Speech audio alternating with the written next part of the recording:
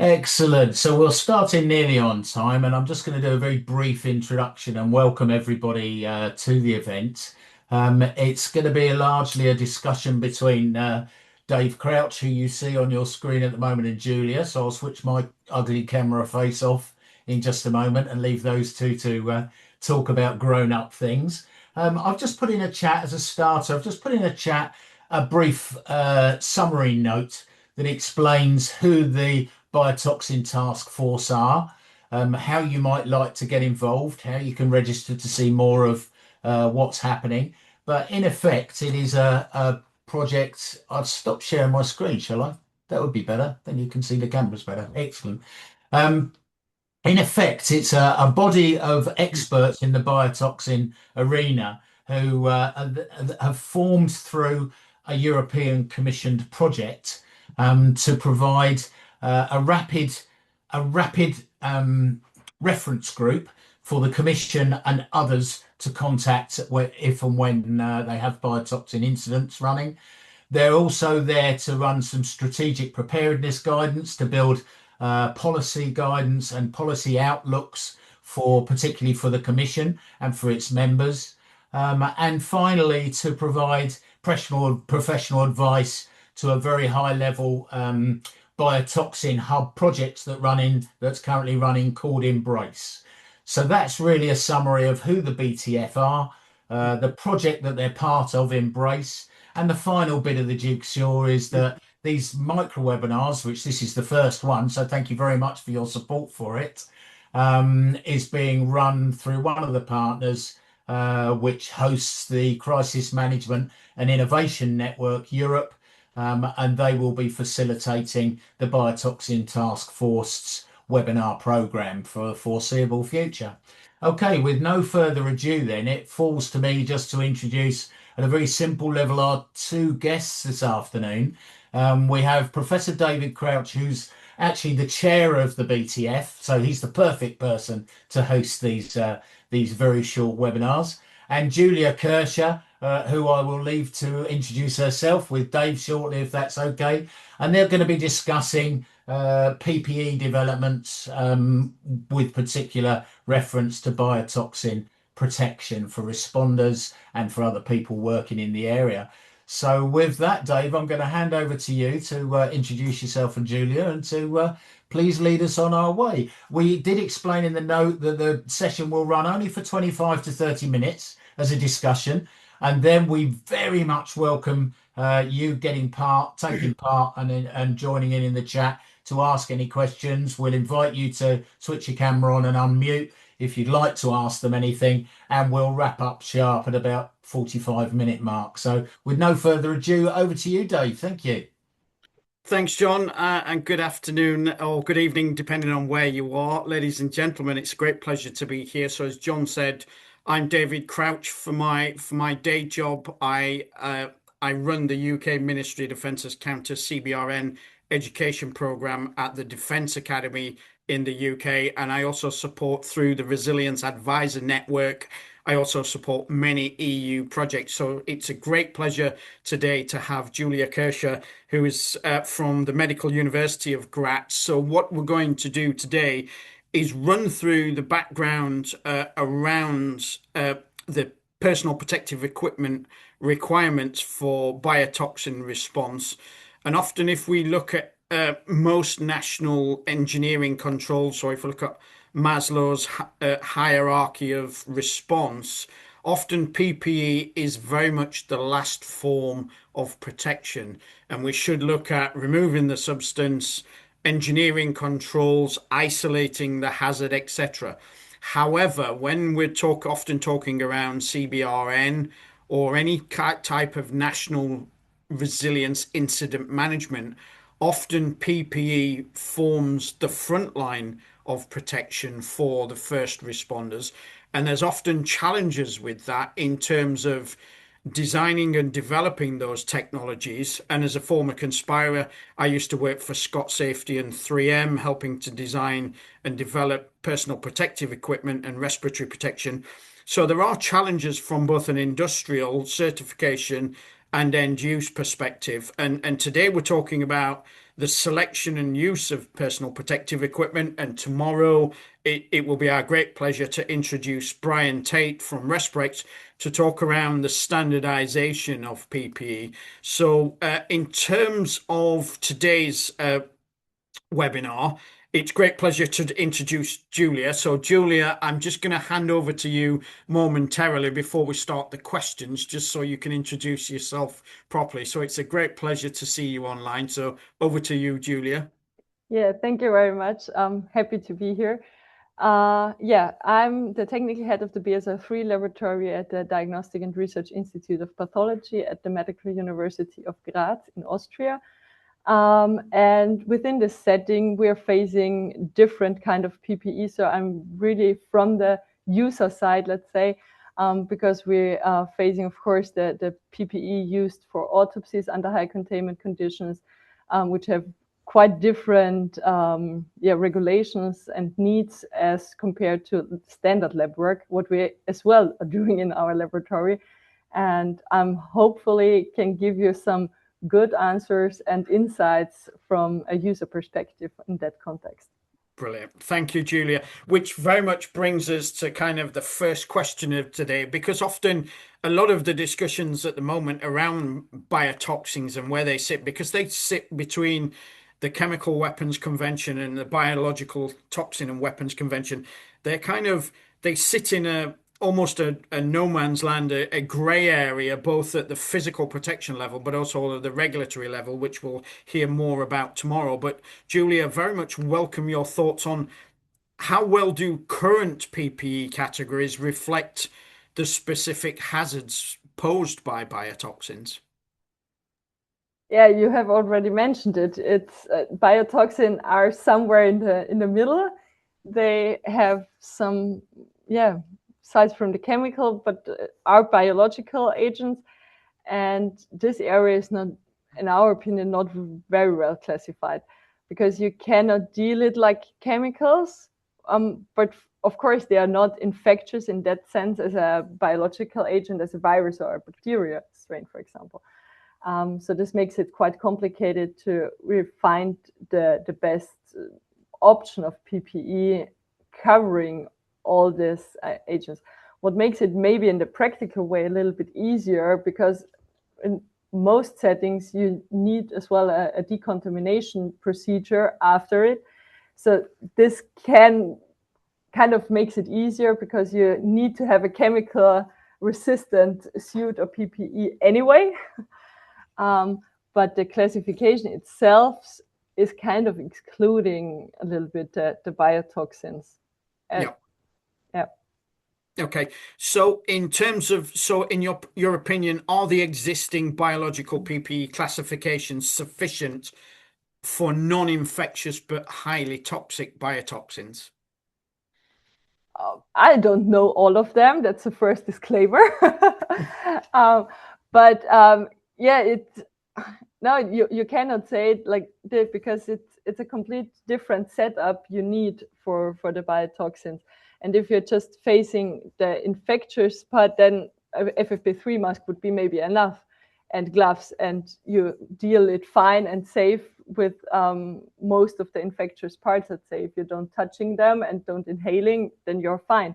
But with the toxins, you're also facing other sources of intoxication, other ways how you can get intoxicated, what needs another level of protection for the PPE as well. Yeah. And I'm not one to, because I know he's online, and because he sat directly under you in terms of on the list of attendees, I don't want to steal Brian's sandwiches and information from tomorrow's webinar. But again, often the challenge is and as a former conspirer and manufacturer, often PPE classifications only include, manufacturers will only test against the challenges that are in the standards. So if the biotoxins are not named in a standard, then you won't test against those. And that's often, again, when you're trying to create specific PPE for incident management in the CBRN space, of which biotoxins sit, that unless they are named in the standard, then often manufacturers won't do it unless there's a specific customer need. Which again brings us nicely to our next question. And you mentioned at the beginning, your expertise and your background is very much looking at the operational side. So from your background, what are the misconceptions do first responders commonly have about PPE levels versus actual protection? There is, I think, the problem of, at one hand, less knowledge about the incidents happens, because they, in general, first responders, if they come to an incident, they have very pure information at the first moments, let's say. So they arrive at the scenery, see something, and they have to immediately react appropriately, in the perfect way, of course, and take the right PPE. In some cases, this means using the highest level they have because it's unknown and they don't know it. The highest level of PPE means, on the other hand, you have less movement, maybe you have less time that you can work in the suit or in the PPEs. So this has other disadvantages on the other hand. And it's very hard, I think, to take this decision in a few moments between level of protection and usage, what's really needed and what is enough, let's say, to I still can do all the necessary measurements or whatever. Yeah. And I guess that comes back to the education around correct selection and use of PPE, whether that's for biotoxin use or not. And one of the things I think people often face is overconfidence that the PPE will do everything and will provide you with complete protection. And again, often people go for the highest level of protection, so level A type suits, which there are challenges of using those, but they always go for the highest level of protection, not what is the most appropriate to the risk. So if, again, a biotoxin, most of them are not volatile. They are kind of, they're not going to move around, or very unlikely to move around unless you're in a very kind of turbulent, windy condition. So again, selecting the PPE for the relevant hazard, but often that is a challenge for government agencies because they will only procure one type of PPE rather than a selection or a wider selection, shall we say, which then brings us to the next question, which is around what operational constraints do first responders face when using high protection PPE and biotoxins? You've mentioned a few already, but if you could just expand in more detail, if you're using the very highest levels of protection, what kind of challenges and constraints do responders face? There are restrictions, at least from what I know from our country. There are restrictions, for example, at the duration of work. You're not allowed to work unlimited when you're using a gas mask, for example, or FFP3 masks even.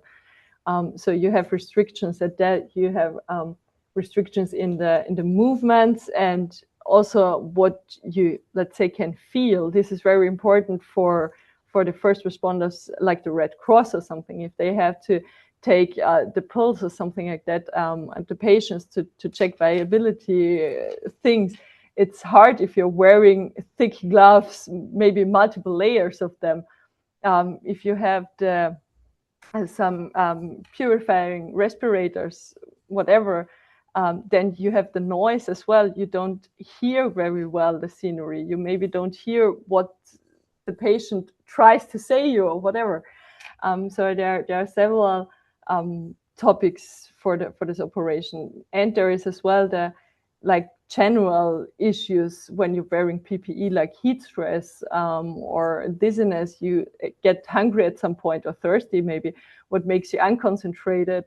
I think everybody of us knows it when you really have to go to the toilet, very, very urgent, maybe you don't think clear. And that's also an issue. If you're wearing the PPE, you cannot go just to the toilet, that come back to the scene or something like that. So these are very, very primitive issues you're facing when you're working in PPE. No, that's a really, really valid point. And often people forget about the human factors, the basic human needs of if you are having to work in extended periods in PPE, there's again just the basics of human life. So eating, drinking, and all the other functions that go along with that. So really kind of interesting that you were saying around the operational constraints. And I guess, do the operational constraints differ between different agencies? Because often we use the term first responder, but that could be firemen, that could be ambulance crews, that could be medical workers, say doctors, paramedics, etc. So, do those do in your work, do you see different constraints amongst different responder groups? Not at all, I would say, because all of them, they are facing the same issue. If the agent is unknown, if they don't know the toxin or the B agent they're facing, then most of them go for the highest they have. And that's at least what we have seen. That's the same setup for fire brigade, but as well for special forces from police. Maybe some of the let's say medical stuff is a little bit behind, I would say, in general. If you not behind is maybe the wrong word, but they don't have that much possibilities to use PPE in a broad range, because the Red Cross or emergency doctors are quite more often in an incident involved than, for example, the special forces from a police or whatever. So of course they don't have the possibility for stockpiling, etc., different levels of PPE, and this a complete different setup.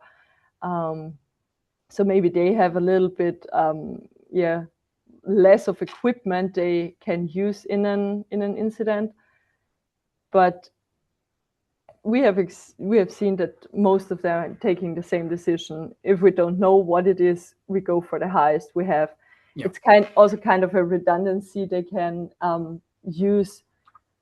Of course, there are biosafety measures you can take. You can decontaminate and wash or whatever, but you have still this additional layer of safety with the PPE.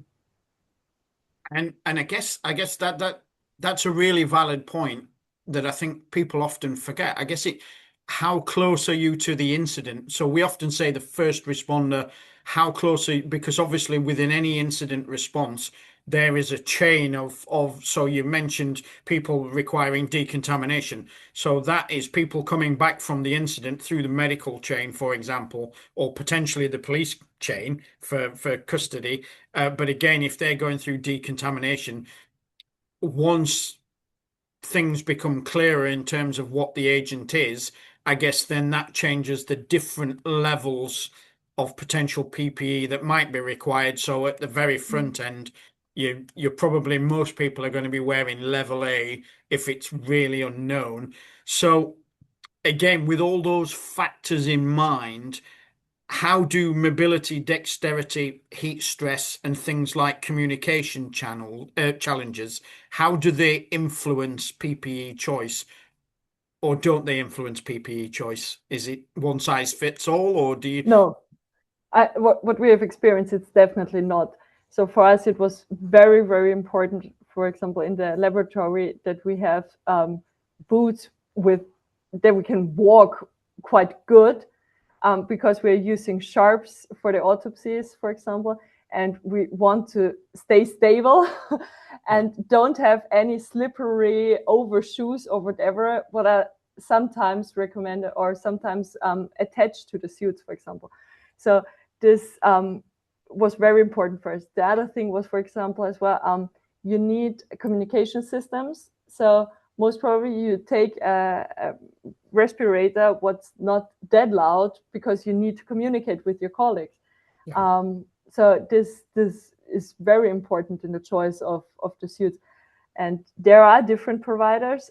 I think all of them are manufacturers, all of them have pros and cons, of course. So it's all over with all things like this.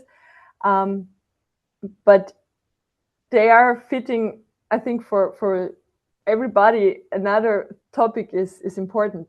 And for one setup, it's the communication. For the other one, it's maybe the heat stress. And so it's important to have this option to use several different PPEs. And of course, they have to be somehow comparable, because can say, in the BSL-4 laboratory, one is working with the FFP3 mask and the other one is working with the full positive pressure suit. It's still okay. No, but I can give the people a little bit of a choice. Let's say, okay, you can use these boots and I use the other ones. Both are chemical resistant. Both are used for chemical shower, but this one fits you better and this one fits for me better. And that's fine, because this is like the most important when you're working with such, let's say, dangerous agents, that you're feeling well in what you're doing. And this fits for the laboratory, but as well in the field or in the scenery when you're coming to an incident. You have to be as well that much trained that you're feeling comfortable in using this PPE. Otherwise, it does not really help you, I think. Yeah, which beautifully, Julia, leads us into our kind of second to last question around what are the practical indicators? What should and what practical indicators should guide PPE selection when the agent is unknown? Is it just maximum protection, or is it a series? So you've mentioned dexterity and heat stress.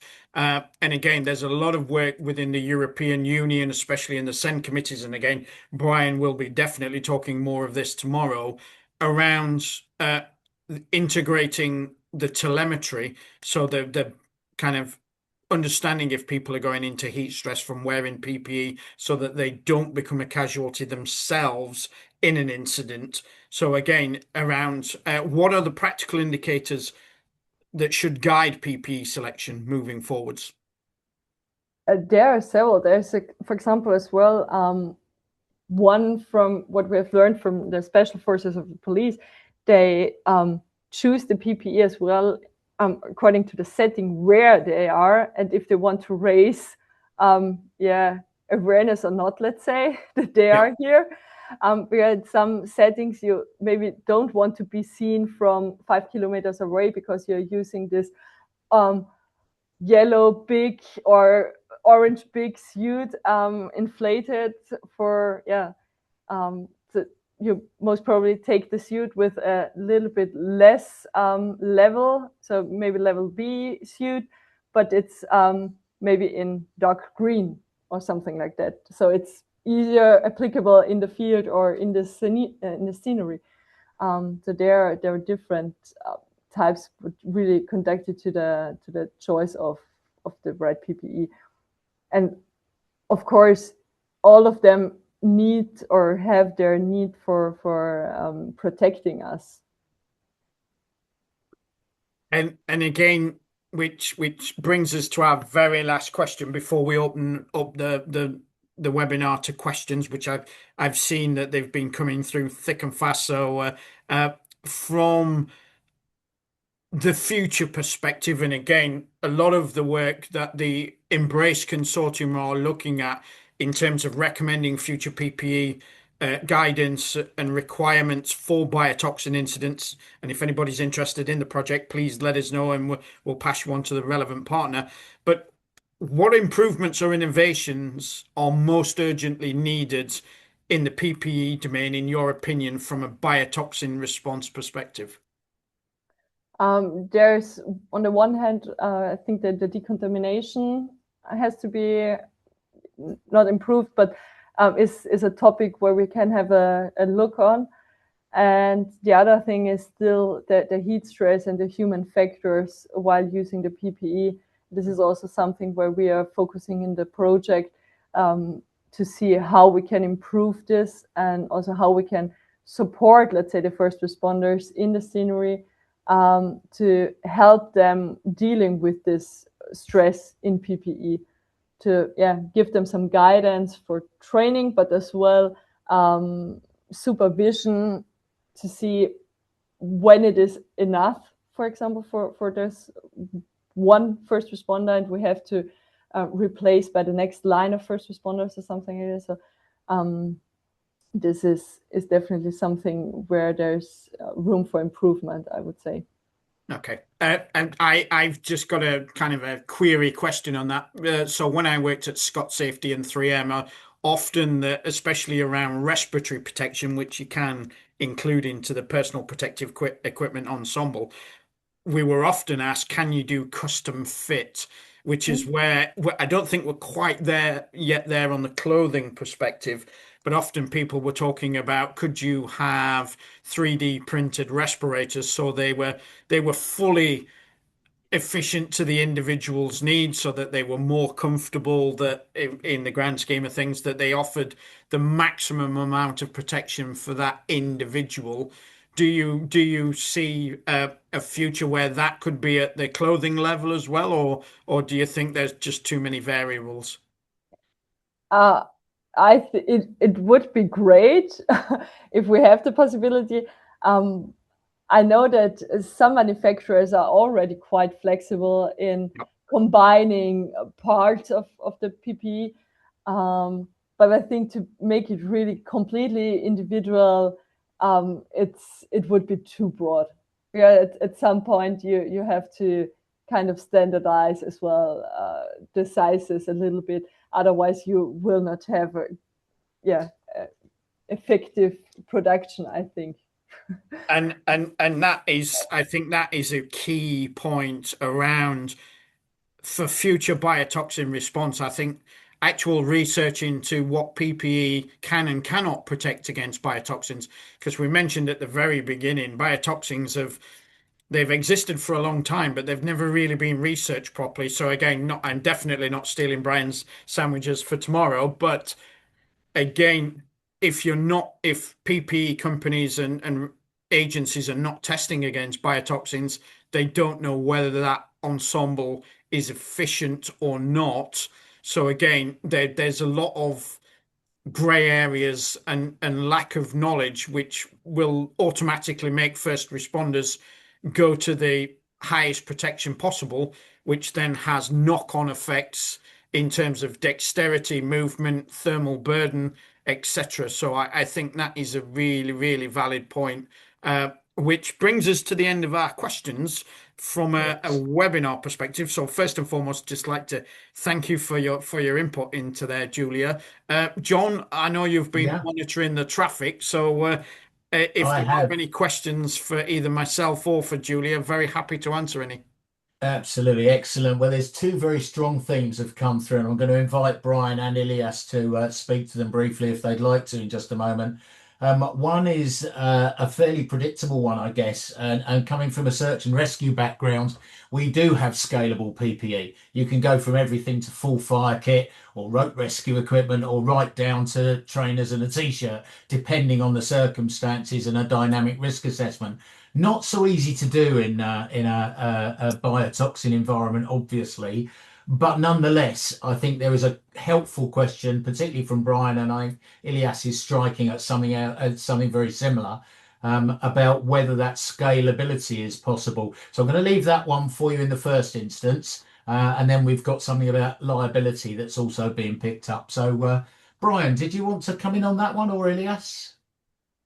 Brian. Okay, so you can hear me. I hope.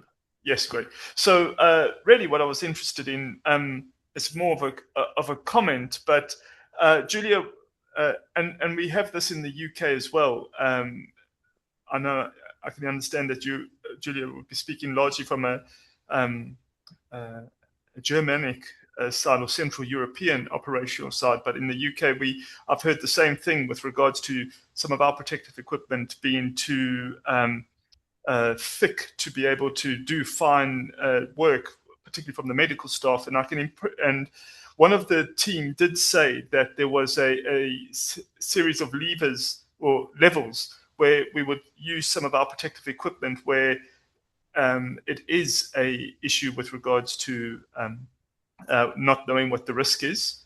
And then when they're able to secure the situation, so to speak, to be able to have the people involved safe and a more, when time has gone on, understanding of the situation, of the risk, then a more refined level of PPE will be used in order to work on the situation at hand and to maybe de-escalate the risk to zero. So I was just really agreeing with you that this is not an isolated case that you make. I think it's indicative of the emergency teams units. I don't know if I've actually answered the question or if I'm going off on a tangent. Is that right?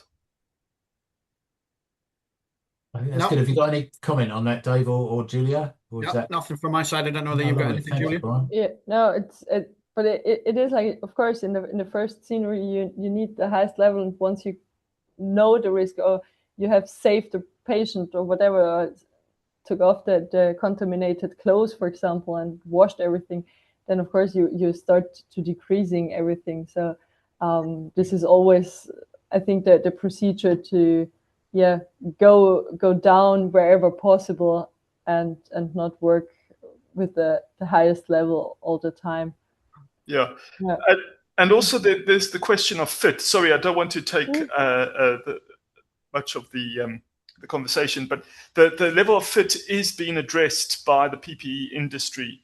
And much of it is to do with actually sourcing of PPE from the employer's side, in able to provide it to the employee. So we're taking first responses as employees of the whatever service that is out to help the situation. So I was part of the standard writers that were involved in that standard.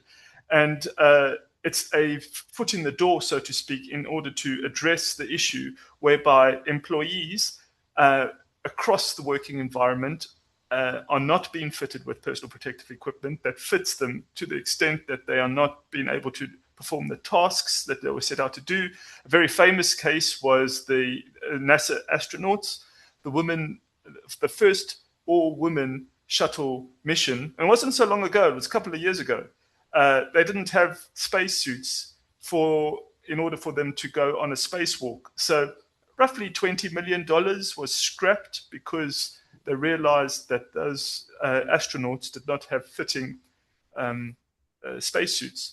That's a very extreme example of the reality of first responders and people that need to wear PPE. So a lot of the time, although manufacturers do get probably a good, not blame is the answer, but the thing, but it's also so much a conversation with employers and organizational structures that PPE is not a one size fits all, and should active engagement with people in the environment or in the facility should be made so the employees feel safe in their job.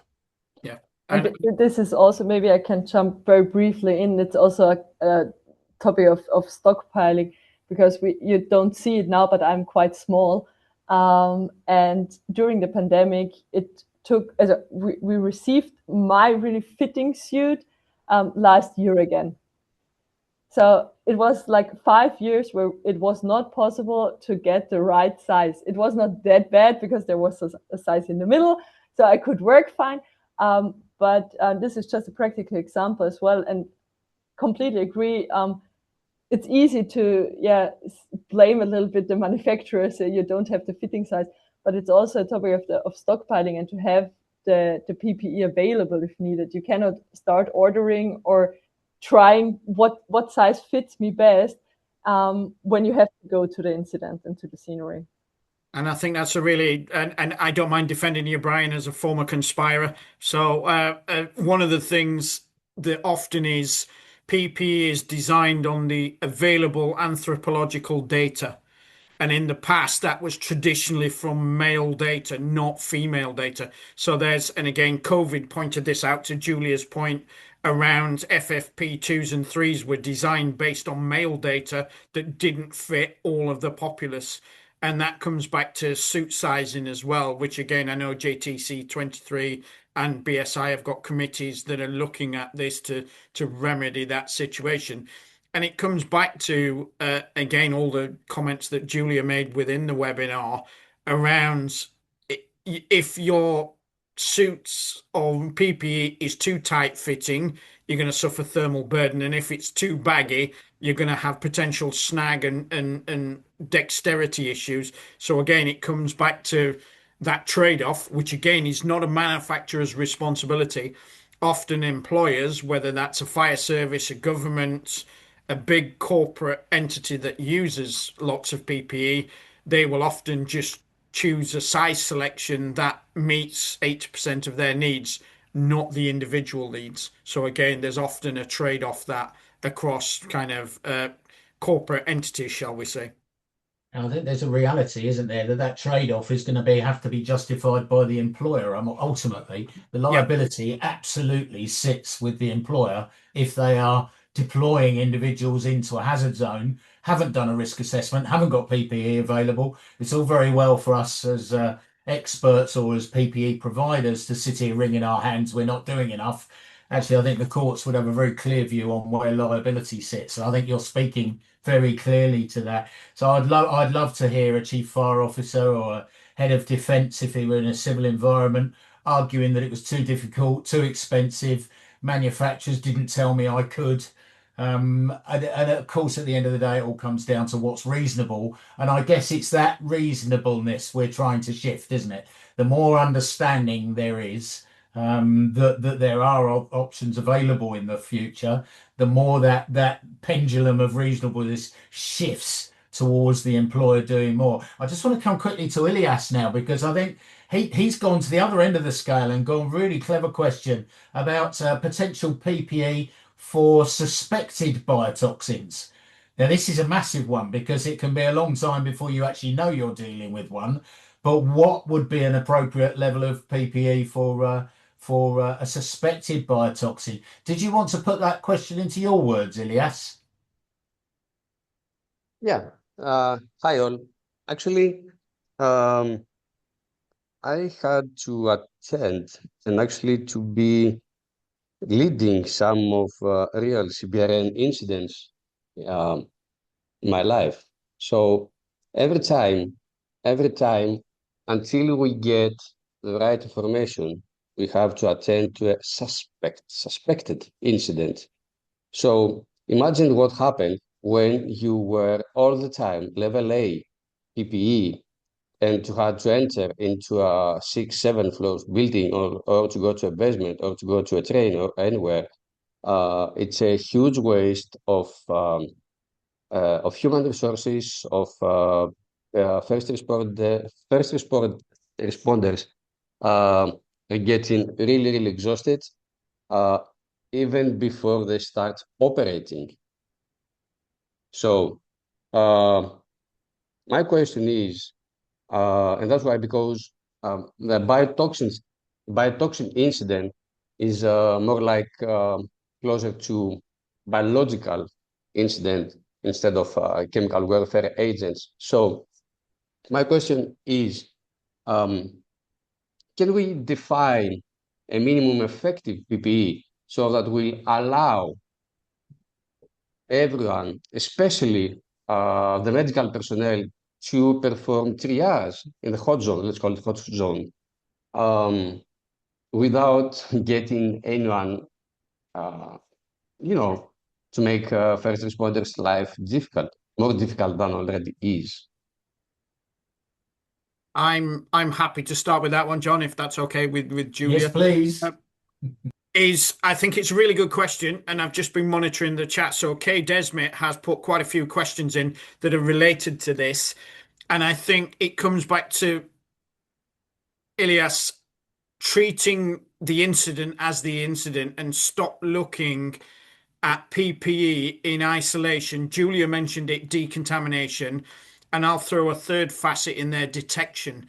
What really you need in relation to your question is you need your, and this is conceptual and hypothetical, but really what you need, and Embrace is looking at some of this, you need to have basically real-time detection embedded into your PPE, and that your PPE has modular layers, so you have the minimum until your detection signals that the threat there is higher than you think it is. That then, to Kay Desmet's point around, if you can't have custom fit, can you have pressurized suits in a PAPR?